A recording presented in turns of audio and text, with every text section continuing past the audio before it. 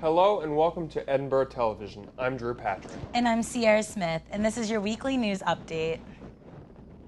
After a 10-month-long investigation, 2 additional arrests have been made in connection with the shooting of Tobiah Johnson on Water Street this past November. In addition to the shooter Trey Gunter, 23-year-olds Ryan C. Andrews and Michael D. Barron are now being held in Erie County Prison without bond. Barron turned himself over to Edinboro Police on September 21st, and Andrews was picked up by U.S. Marshal Service in Pittsburgh the following day. According to GoErie.com, they are both held on charges of conspiracy to commit homicide, conspiracy to commit aggravated assault, and recklessly endangering another individual. Examination of phone calls and text messages in Gunter's phone confirmed the 2 men were with Gunter on the night Johnson was killed. Barron is set for a preliminary hearing on October 5th, with Andrews the following day on the 6th. Trey Gunter pled guilty to 3rd-degree murder. His sentencing is set for November 5th. Last week, the annual Edinboro Potterfest brought Quidditch, butterbeer, and various magical events to Edinboro. Throughout the week, there was a variety of events inspired by the famous J.K. Rowling novels and movies, such as Potter Bowl Trivia, the Ravenclaw Educator Workshop, balloon magic, and a Quidditch tournament. One of the main Potterfest events that took place was the Potter Music and Movie event that was held in Cole Auditorium. The Edinboro University Choir and Symphonic Wind Ensemble performed various musical pieces from Harry Potter movies. The annual Edinboro Potterfest was open to the community along with Edinboro students. This year's Potterfest was a success thanks to various borough merchants, including Edinboro University, who supported the annual event by donating for raffles and selling various Potterfest items. For more information on Edinboro Potterfest, visit potterfest.cs.edinboro.edu. Last Friday, Edinboro's University Programming Board brought former Guy Code comedian Jordan Carlos. Carlos brought his comedic humor to the borough, sharing his personal college experience, political jokes, and left borough students laughing through the whole night. He's like, I'd have kept it real from the jump. And I was like, okay, Drake. Okay, Degrassi High, tell me what's going on. He's like, living at my mother's house, we argue every month. And I was like, it's because you're living at your mother's house. Don't pay any rent, you know? It's like, I was just trying to make it on my own. Working all night, traffic all the way home. Traffic? Drake, that's so real. Not traffic, that's so hip-hop, you know what I mean? Traffic all the way home, so you're saying on the GPS there was a red line all the way from your job at Winky Dog all the way to your house. Then he's like, my uncle called me like, where you at? I gave you the keys, told you to bring it right back. I was like, okay, so time out. You got a job, you live with your mom, and your uncle's cool as shit lets you borrow his car. Hip-hop ain't what it used to be, okay? Carlos spoke to us, telling us about his short experience in the borough thus far, and left time open for a brief Q&A session. Students at Edinboro are not normal. Normal Street is a BS kind of like that. You need to change that street sign to anything but, and then you'll be good, normal. Because you're different, you're fun. Nope. I like the edge. I thought I would have lost that a little bit, like coming from New York, but apparently it's here. That's what like got me by surprise, but I thought it was really cool. And everybody was like just warm and inviting, so I was happy about it, you know? The University Programming Board provides events every Friday night during the fall semester.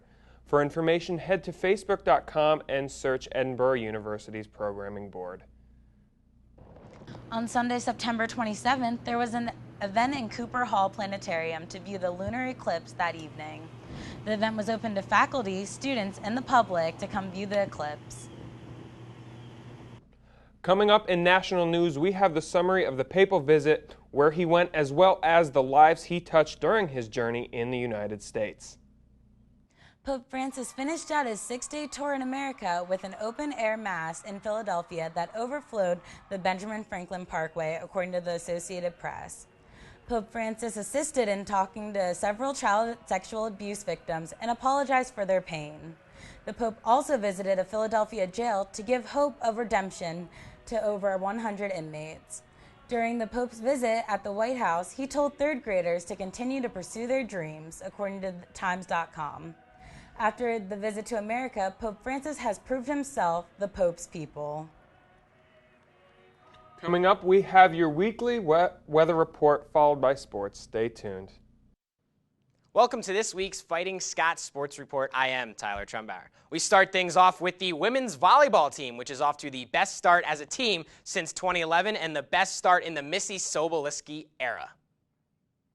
After defeating Notre Dame of Ohio earlier in the week, the ladies competed in the PSAC crossover action this past weekend, hosted by Mercyhurst. The Scots emerged from the 2 days 3-1 and are now 13-2 overall and 3-1 in the PSAC. The ladies' lone loss came to defending PSAC champ UPJ 3-1. The squad will play in Macomb Fieldhouse for the first time in 2015, following 15 matches on the road to open the season. The Scots host Damon College of New York in a non-conference match on September 29th at 7 p.m. before hosting Clarion at 7 p.m. on October 2nd. The football team returned to Sox Harrison Stadium on Saturday to open PSAC West play as the Scots welcomed California University of Pennsylvania to the borough. It was quite the contest, but the Fighting Scots fell just short 37-30, falling to 0-4 on the season. James Franklin III of Cal had a day on the ground, scoring 3 touchdowns. For Edinboro, Jake Sisson had a career passing day, throwing 4 touchdowns, 3 of which landed in the hands of Darren Massey. Edinboro hits the road this weekend, visiting IUP on Saturday for the Crimson Hawks homecoming. That game is slated for a 2 p.m. kickoff and can be heard on WFSE 88.9 with Mike Fenner and myself on the call. The women's soccer team was the nightcap of the doubleheader action at Sox Harrison Stadium on Saturday as the ladies hosted Lock Haven. The Bald Eagles came in second to last in the conference standings. Borough, a team receiving votes in the national poll. We pick things up early in the second half now at Lock Haven, enjoying a 1-0 lead, and Lock Haven made it 2-0 with that goal there on a corner kick. However, about 10 minutes later, Edinboro was about to come back here on a corner kick of their own. Haley Hammer gets the Scots on the board there with the rebound beautifully past the goalkeeper right there. Borough fired off 7 more shots after the Hammer goal into the second half, but just could not get things going, falling 2-1 in the match. The ladies moved to 5-3 overall and 4-2 in the PSAC with the loss. They host UPJ on September 29th at 6 p.m., which can be heard on 88.9 Fighting Scots Radio and seen right here on ETV or on edinboro.tv. That's all for this week. Be sure to follow us on Twitter at ETV Sports to stay up to date on all the latest borough athletic happenings. That's all the news we have for you this week. To stay up to date on all things Edinboro, go to edinboronow.com. Thanks for watching.